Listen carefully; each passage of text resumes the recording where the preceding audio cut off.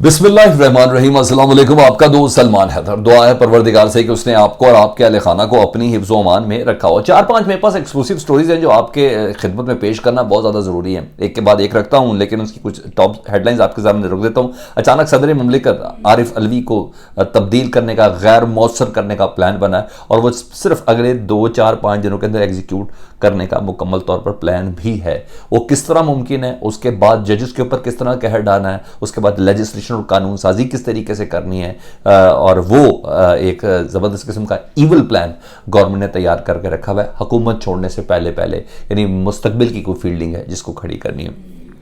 दूसरा, जजेस ने भी हंगामी इजलास बुलवा लिया है, उसकी कुछ डिटेल्स हैं वो मैंने आपको बतानी है। पीपल्स पाकिस्तान तहरीक इंसाफ की जो ख़वातीन के हैं उनके लिए कुछ खुशखबरियाँ हैं, उससे मुतल्लिक भी बताना है। हुकूमत की बारीक कार्रवाइयाँ अपनी तरफ जारी हैं और मर्जी की कानून साजी तो अपनी जगह। बिलावल साहब ने एक ज़बरदस्त GHQ के लिए एक बयान दागा है और इंटरनेशनल मीडिया को इंटरव्यू था, वो आ गए हैं पकड़ के अंदर। सोशल मीडिया पर हो रहा है वो बहुत ज़्यादा डिस्कस कि वो क्या चीज़ें हैं। तो एक के बाद एक चीज़ें आपके सामने रखता हूँ। रिक्वेस्ट ये होगी वीडियो मुकम्मल देखिएगा और अगर अच्छी लगे तो चैनल सब्सक्राइब कर दें ताकि आने वाले वक्त में मेरे और आपका ये राब्ता बहाल रहे। तो सुप्रीम कोर्ट में ना इस वक्त 2 खाली नशिस्तें हैं, उसकी जगह खाली है। तो 17 जजेस की पूरी एक जैसे कहते हैं ना एक पूरी पैनल बनता है, यानी सुप्रीम कोर्ट की रेंज मुकम्मल होती है इनकी रूह से 17 जजेस के हवाले से।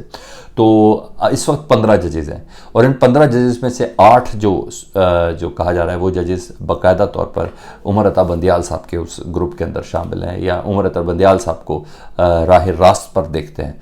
और यही वजह है कि इस वक्त जो अदालती असलाहती जो एक बेंच है, जो बिल है उसके ऊपर जो बेंच काम कर रहा है वो 8 रुकनी, तो उमर अता बंदियाल साहब अपनी अक्सरियत साबित कर चुके हैं। चाहे इसके पौधे शौधे लगा के काफ़ी हद तक मामला ठंडा करने की भी कोशिश की गई।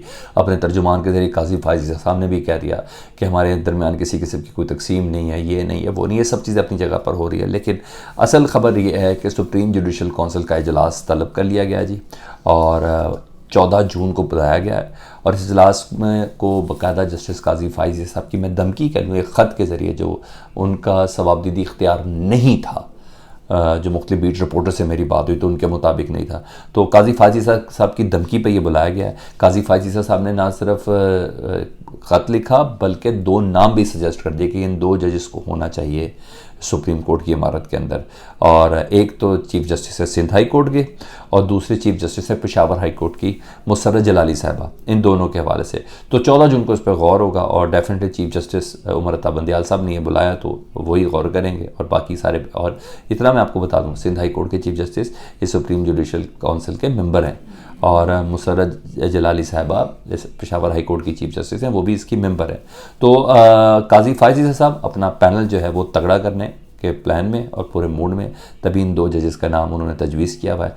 और चीफ जस्टिस जो सिंध हाई कोर्ट है उनसे मुतल्लिक कहा जाता है कि वो वैसे भी बहुत कुर्बत और बहुत करीब हैं काजी फायजी साहब के। मतलब पावर गेम है सुप्रीम कोर्ट में, ये अरूज पर है और हुकूमत एक पार्टी है, इसमें कोई शक नहीं। ये सारी बसात हुकूमत ही बिचा रही है और क्योंकि मुस्तकबिल में उनको बड़ी उम्मीदें इस वाले पैनल से जो अक्सरियत में काजी फायजी साहब की होगा। तो लेट्स सी, देखें क्या होता है। मगर ये खबर थी तो मैंने कहा मैं आपको ज़रूर बता दूं कि यहाँ ये चीज़ें भी चल रही हैं। जिनाह उस हमला केस के हवाले से बता दूं, 8 ख़वातीन पाकिस्तान तहरीक इंसाफ की जो इस वक्त सख्त ज़ेर ताब है, खतीजा शाह, आलिया हमजा, सनम जावेद वगैरह, इन 8 ख़वातीन को आखिरी पेशी पे ना इनको जुडिशल कर दिया गया था पिछली समात में और अब जारी बात है इसके बाद उनको ट्रायल होना है तो उनको कस्टडी में पुलिस पर रखने का कोई जवाज़ है नहीं, तो कल उनकी ज़मानत हो जाएगी, बहुत उम्मीद की जा रही है। और इस वजह से भी इसकी उम्मीद की जा रही है कि यास्मीन राशिद साहिबा समेत इन 8 ख़वातीन में के हवाले से कि शफ़क़त इमरान साहब आजकल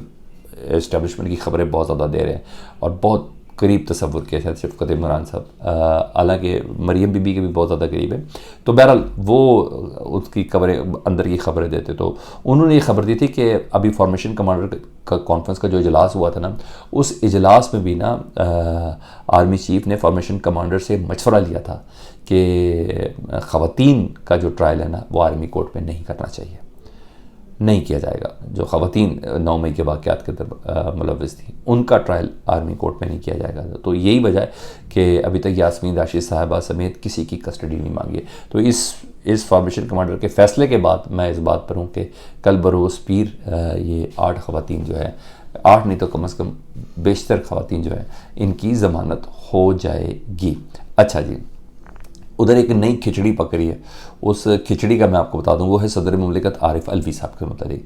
सदर मुमलिकत आरिफ अलवी अपनी फैमिली के हमरा हज पर जा रहे हैं, ठीक है जी, और ये इनकी बहुत बड़ी ख्वाहिश भी है।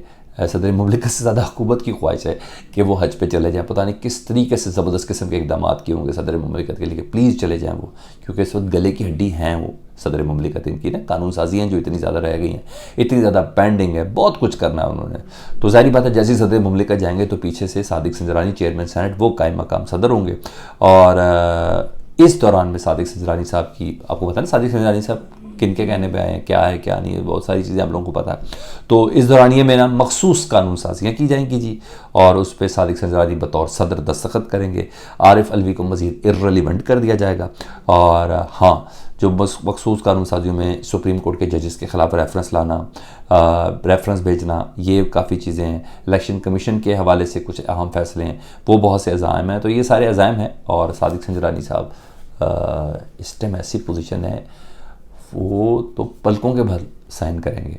मैं कह रहा हूँ हाथों से भी नहीं, पलकों के बल साइन करेंगे। इस वक्त पोजीशन उनकी ऐसी है, तो उनका असल काम सादिक संजरानी का अब शुरू होगा, एज अ चेयरमैन सेनेट नहीं, अब शुरू होगा जो उन्होंने करना है। तो ये पूरी एक बाकायदा उनके जाने का इंतज़ार है और ये सब होना है, ये मैं आपको बताऊँ। अब आ जाऊँ जी मैं बिलावल भुट्टो साहब की तरफ। उन्होंने अल जज़ीरा को एक इंटरव्यू दिया, सवाल हुए फ़ौज के सियासी किरदार के हवाले से, क्या सियासी किरदार है नहीं है, उसका ख़ात्मा ज़रूरी है, आप अब तक क्यों नहीं काम कर रहे उस पर, इस किस्म के तमाम सवालात थे। तो बिलावल भुट्टो ज़रदारी साहब ने अल जज़ीरा को इंटरव्यू में कहा कि फ़ौज के सियासी किरदार के ख़ात्मे के लिए पार्लियामेंट को अपना मजबूत मकाम बनाना होगा।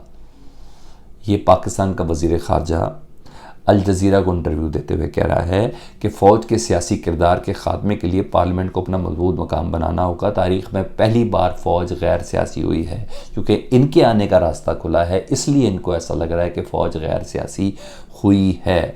अब बिलावल को वज़ीर-ए-आज़म पाकिस्तान बनाने के लिए तो तब फ़ौज का गैर सियासी होना डेफिनेटली इंपॉर्टेंट तस्वर किया जाएगा, ठीक है जी। वो ये कह रहे हैं, उन्होंने कहा हमारी क़यादत यानी पीपल्स पार्टी की क़यादत नस्लों से फ़ौज का सियासी किरदार ख़त्म करना चाहती है, मगर ये एक रात में नहीं होगा।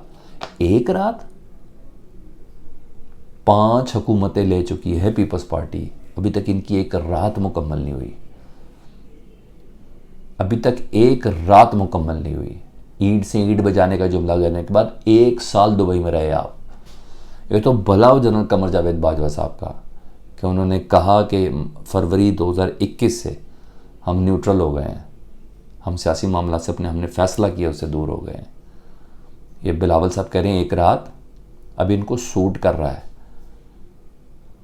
अभी इनको सूट कर रहा है, और इनको फैसिलिटेट करने वाले वाकई अपनी उंगलियों पे चक काटेंगे।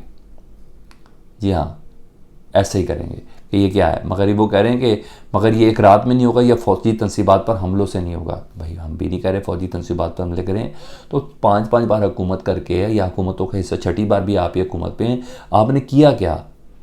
कोई कानून साजी की, इदारे पार्लियामेंट को मजबूत किसने करना, आपने किया, इदारों को मजबूत किया। ये मकसद हासिल करने के लिए सिविलियन इदारों को अपना मजबूत मुकाम बनाना होगा। ये कौन बना के देगा, कौन करेगा?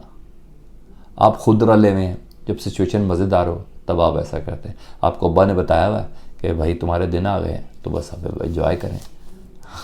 ये बातें अगर आपने करनी हो तो पता नहीं किसको आप कन्विंस कर सकते हैं। मुझे बताइएगा ज़रूर अगर आपने अपने एक वोटर और एक सपोर्टर को इस बात पे वज़न डाल के समझा दिया।